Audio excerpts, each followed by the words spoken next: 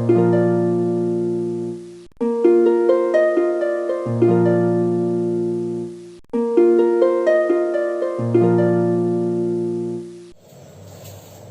बच्चों, zenith mathematics classes Hemla road Begusarai में आपका स्वागत है।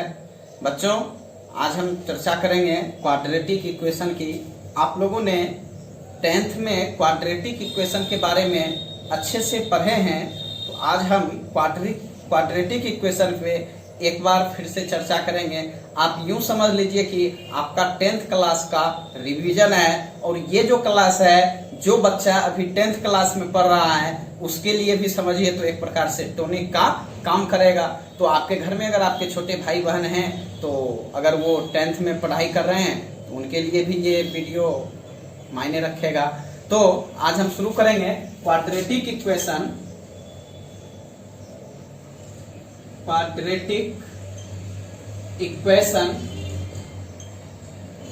बच्चों, आपको पता है अलजेब्रिक एक्सप्रेशन क्या होता है?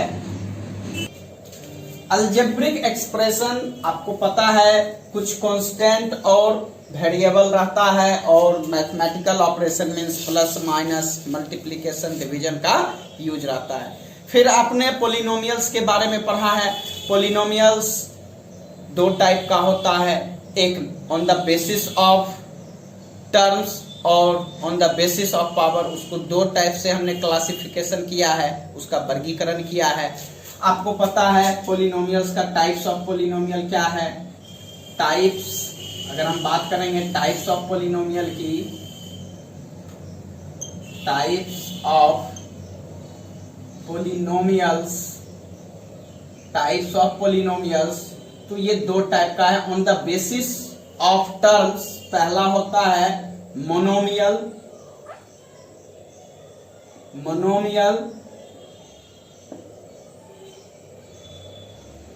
फिर हो जाएगा binomial,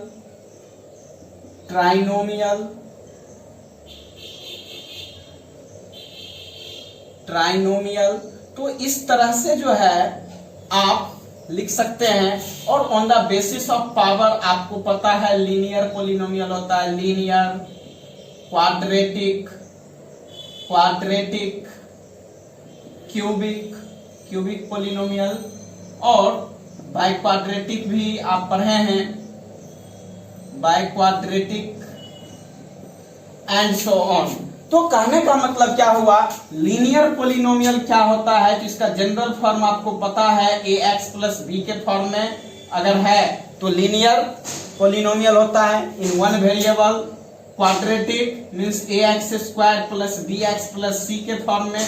cubic ax cube plus bx square plus cx plus d के फॉर्म में।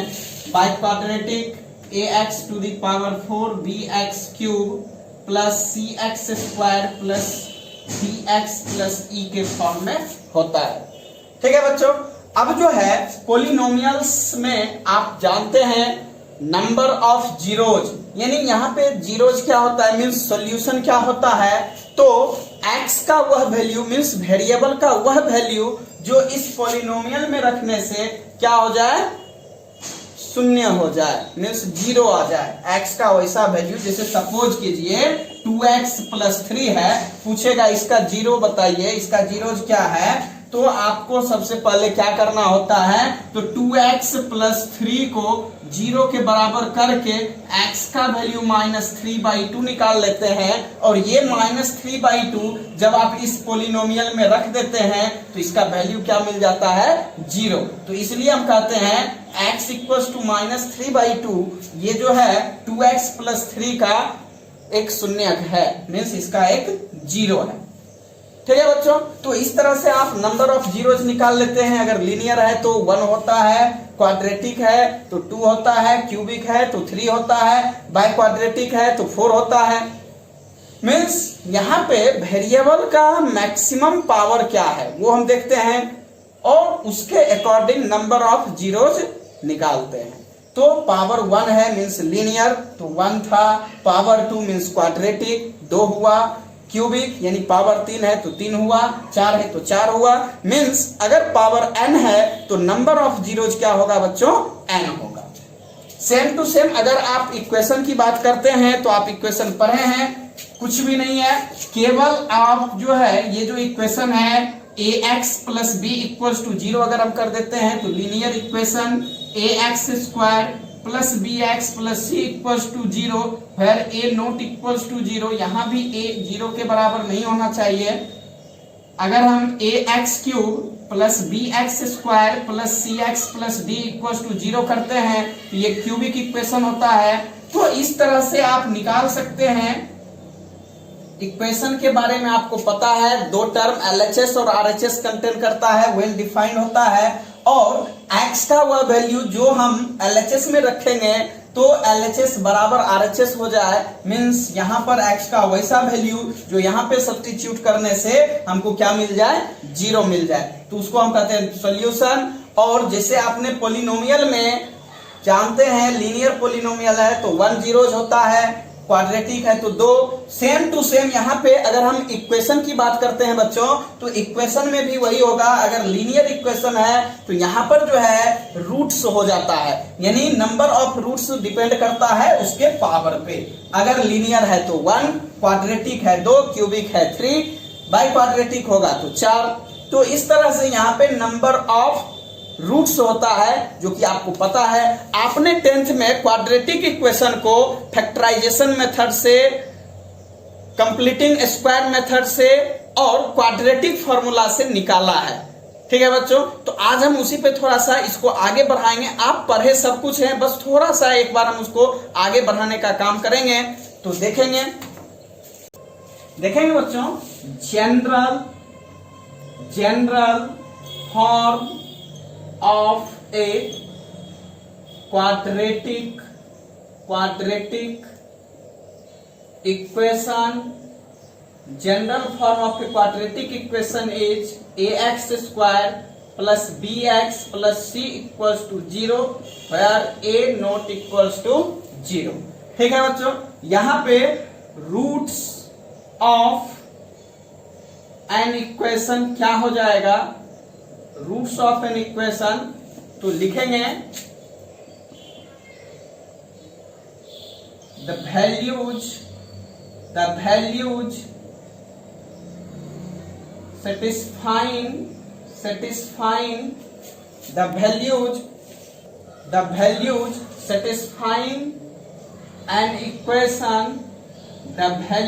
satisfying an equation is called a root of the equation। ठीक है बच्चों, यानी वेरिएबल का वैसा वैल्यू जो किसी इक्वेशन को सेटिस्फाई करे, तो ये आपका रूट्स ऑफ ए इक्वेशन होता है। दैट इज हम लिखेंगे x equals to alpha is a root of equation fx equals to 0 if f alpha equals to 0।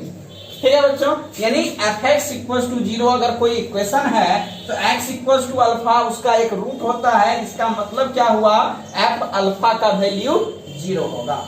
ठीक है, तो आप इसको नोट कर सकते हैं। बच्चों यहाँ पे आपको पता है क्वाड्रेटिक फॉर्मूला क्या है, इसको आचार्य श्रीधरन फॉर्मूला भी कहते हैं। क्वाड्रेटिक फॉर्मूला आपको पता है, यहाँ x equals to minus B plus minus root under B square minus 4ac by 2a ऐसा होता है। मीन्स आप यहां से alpha equals to minus B plus root under B square minus 4ac by 2a and beta equals to minus B minus root under B square minus 4ac by 2a।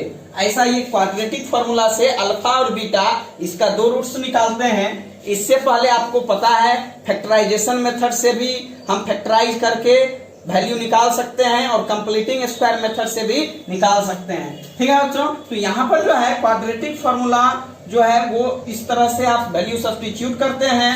यहाँ पर जो है डिस्क्रिमिनांट जो है डिस्क्रिमिनांट जो है वो क्या होता है, तो d बराबर बी स्क्वायर माइनस 4ac होता है। ठीक है बच्चों, तो यहाँ पे इसका बहुत बड़ा रोल होता है। आप यहां से देखेंगे नेचर ऑफ रूट्स के बारे में, हम नेचर ऑफ रूट्स के बारे में देखेंगे।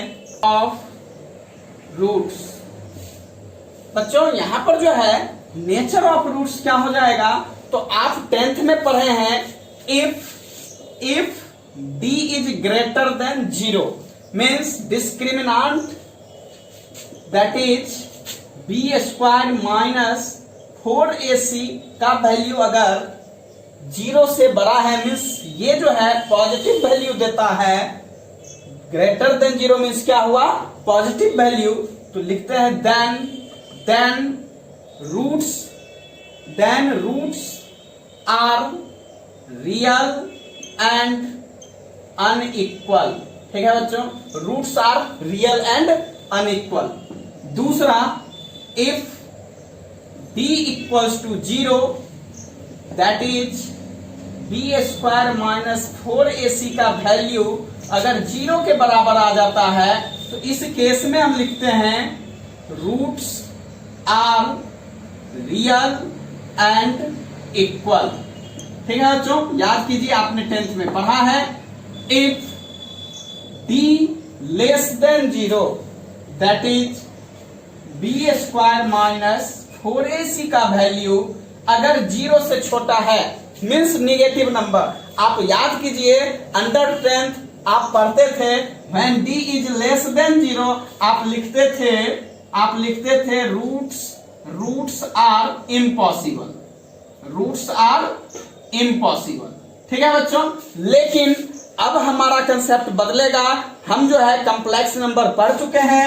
आपको पता है अगर किसी निगेटिव नंबर का स्क्वायर रूट निकालना है, मीन्स अगर स्क्वायर रूट ऑफ -5 है तो आप इसको √5 आयोटा लिख सकते हैं। मीन्स अब आपको पता है निगेटिव नंबर का भी स्क्वायर रूट एग्जिस्ट होता है। इसका मतलब क्या हुआ बच्चों, तो यहाँ पे तीसरा जो कंडीशन है जो आप याद कीजिए 10th में जहां आप लिखते थे रूट्स आर इम्पॉसिबल, जिस कंडीशन में यहाँ पे d लेस देन 0 तो आप लिखते थे रूट्स आर इम्पॉसिबल। तो इस कंडीशन में क्या हो जाएगा बच्चों, हम लिखेंगे रूट्स आर, यहां से लिखेंगे then roots are imaginary. Imaginary means क्या हो गया, complex. Roots are imaginary means complex roots होगा। ठीक है बच्चों, तो यहां पर जो है क्वाड्रेटिक इक्वेशन आप अंडर 10th पढ़ चुके हैं, आपको सब कुछ पता है। सबसे पहले आप फैक्टराइजेशन मेथड से सॉल्व कर सकते हैं, क्वाड्रेटिक फॉर्मूला से सॉल्व कर सकते हैं। तो बाकी जो भी प्रोसेस आपने 10th में पढ़ा है, प्रीवियस क्लास में जो भी पढ़ा है, सेम टू सेम वही कंसेप्ट है। बस एक छोटा सा कंसेप्ट आपको जोड़ना था, और वो कंसेप्ट क्या था, व्हेन d लेस देन 0 होता है तो इस कंडीशन में रूट्स क्या हो जाएगा, इमेजिनरी होगा। ठीक है बच्चों, यहाँ पे हम कुछ एग्जाम्पल्स लेते हैं, उसके बाद आपका जो है एनसीईआरटी एक्सरसाइज 5.3 आप बनाएंगे और आपके पास जो भी बुक होगा उसको आप देख सकते हैं। तो यहाँ पे हम 1-2 एग्जाम्पल रखते हैं बिल्कुल शॉर्ट में। ये जो टॉपिक है बच्चों बेहद आसान है, इसलिए हम इस पे ज्यादा आपको जोर नहीं दे रहे हैं। ये देखिए, अगर 4x² + 9 = 0 है तो यहाँ पे आपको इसका सॉल्यूशन निकालना है। तो याद कीजिए हम आपको बताए हैं अगर आप 2x का होल स्क्वायर प्लस 3 का स्क्वायर इक्वल्स टू 0 लिखते हैं तो आप याद कीजिए कोई भी ऐसा नंबर नहीं है जिसका स्क्वायर करके अगर आप उसको ऐड करते हैं तो वो 0 के बराबर होगा। मीन्स यहाँ पे एरर है। और कॉम्प्लेक्स नंबर का जो स्टार्टिंग क्लास था उस क्लास में आपको बताए थे हम यहाँ पे क्या करते हैं, तो 2x का होल स्क्वायर माइनस 3 का square into iota square equals to 0। अब देखिए आयोटा स्क्वायर का वैल्यू -1 देगा और माइनस +3 स्क्वायर। ठीक ठीक है बच्चों। लेकिन अब जब हम ऐसा बेस कर दिए हैं तब ये आराम से ब्रेक हो जाएगा 2x minus 3 iota into 2x plus 3 iota equals to 0। Means यहां से 2x minus 3 iota equals to 0 अगर हम कर लेते हैं और 2x plus 3 iota equals to 0 कर लेते हैं तो यहां से x का वैल्यू 3/2 इंटू आयोटा और यहां से x का वैल्यू माइनस 3/2 इंटू आयोटा। कहने का मतलब दो वैल्यू मिलेगा, दैट इज आप लिख सकते हैं x equals to plus minus 3/2 iota. तो ये जो रूट्स निकल के आए हैं means alpha equals to 3/2 iota मान सकते हैं, beta equals to minus 3/2 iota मान सकते हैं। तो यहां से जो आपका वैल्यू निकल करके आया है ये वैल्यू आपका क्या है, कॉम्प्लेक्स है। मीन्स ये इमेजिनरी रूट्स दे रहा है। आप यहां से एक और तरीका था, इसको डायरेक्ट भी आप बना सकते थे। डायरेक्ट क्या हो जाता, तो आप लिखते 4x square implies that 4x square equals to minus 9 means x square equals to minus 9/4 implies that x equals to plus minus root under minus 9/4 means plus minus 3/2 iota. ये आपको पता है तो सीधे निकल गया। ठीक है बच्चों, तो इस तरह से भी बना करके आप रूट्स निकाल सकते हैं और इस तरह से भी बना सकते हैं। जितना शॉर्ट चाहे उतना शॉर्ट बना सकते हैं। बट कभी कभी क्या होता है ना, तो आपको अगर 2-3 मार्क्स का क्वेश्चन दे रहा है तो थोड़ा सा प्रोसेस दिखाना पड़ता है, तो इसलिए आप 1-2 स्टेप में ही अगर सॉल्व कर लेते हैं कुछ विशेष रहता नहीं है, इसलिए थोड़ा सा हम इसको बड़ा करके बताए हैं। तो आप इसको और भी शॉर्ट करके बता ले सकते हैं। तो हम 1-2 और एग्जाम्पल देखेंगे, इसको उतार सकते हैं। देखेंगे बच्चों example 2x square minus 4x plus 3 equals to 0। ठीक है बच्चों, 2x square minus 4x plus 3 equals to 0 ये आपका इक्वेशन है। अगर आप इसको फैक्टराइज करते हैं तो 3 2 जा 6 आपको पता है फैक्टराइजेशन मेथड से फर्स्ट और लास्ट टर्म को हम मल्टीप्लाई करते हैं और जो प्रोडक्ट आता है उससे हम क्या करते हैं, मिडिल टर्म को सेट करते हैं। तो 3 2 जा 6 होता है और 3 2 अगर हम जोड़ देते हैं तो 5 -2 -3 करते हैं तो -5 और +3 -2 करते हैं तो +1 मिलता है और -3 +2 करते हैं तो -1 मिलता है। लेकिन मुझे लाना क्या है, -4 लाना है। आपको पता है फैक्टराइजेशन मेथड से अगर हम इसको सॉल्व करेंगे तो कभी भी ये ब्रेक नहीं होगा। तो इसलिए हम क्या करेंगे, तो यहाँ पे क्वाड्रेटिक फॉर्मूला आपको लगाना पड़ेगा। लिखेंगे here a equals to 2 b equals to -4 and c equals to 3। Therefore यहां से d निकाल लेंगे, b स्क्वायर माइनस 4ac तो ये मिलेगा b स्क्वायर मीन्स -4 का square -4 into a into c करेंगे तो ये हो जाएगा 16 -24। ठीक है बच्चों, देख लीजिए 4 2 जा 8 8 3 जा 24 तो ये मिलेगा -8। तो d जो है वो लेस देन 0 है। लिखेंगे since d is less than 0 therefore roots are imaginary. Roots are imaginary, यहाँ पे रूट्स जो है वो आपका इमेजिनरी रूट्स होगा। ये तो पता चल गया। जैसे आप पहले क्या करते थे, d लेस देन 0 होता था तो क्या करते थे, रूट्स आर इम्पॉसिबल लिखते थे। बट यहाँ पर क्या है, d लेस देन 0 है मीन्स रूट्स आर इमेजिनरी होगा। और वो रूट्स होगा क्या, उसको हम आराम से आसानी से निकाल सकते हैं। लिखेंगे now x equals to -b plus minus root under b square -4ac by 2a ऐसा फॉर्मूला होता है। लिखेंगे सिंस x इक्वल्स टू इतना तो ये आपका जो implies that x equals to -4 plus minus ये हो जाएगा b स्क्वायर -4ac का वैल्यू अभी तुरंत हमने -8 निकाल रखे हैं और यहाँ पे 2 × 2 हो जाएगा। तो हम यहां से लिख सकते हैं implies that x equals to 4 plus minus 2√2 iota by 4। तो अब आप यहां से 2 कॉमन लेकर के काट सकते हैं means x equals to 2 plus minus √2 iota by 2। ठीक है बच्चों, तो यहां से जो है लिखेंगे therefore alpha equals to 2 plus √2 iota by 2 and beta equals to 2 minus √2 iota by 2। तो यही आपका सॉल्यूशन हुआ। ठीक है बच्चों, तो आप फैक्टराइजेशन मेथड से कॉम्प्लेक्स रूट्स कैसे निकाल सकते हैं और क्वाड्रेटिक फॉर्मूला का यूज करके कॉम्प्लेक्स रूट्स कैसे निकाल सकते हैं, दोनों ही मेथड मैंने बता दिया है। हम उम्मीद करते हैं आपको मेरा ये वीडियो पसंद आया हो। बच्चों, आप अभी तक अगर मेरे चैनल को सब्सक्राइब नहीं किए हैं तो प्लीज सब्सक्राइब कर लीजिए, ताकि और भी वीडियो आप तक हम पहुंचाते रहें, और लाइक जरूर कीजिए, इससे मेरा मनोबल बढ़ेगा। बहुत बहुत धन्यवाद।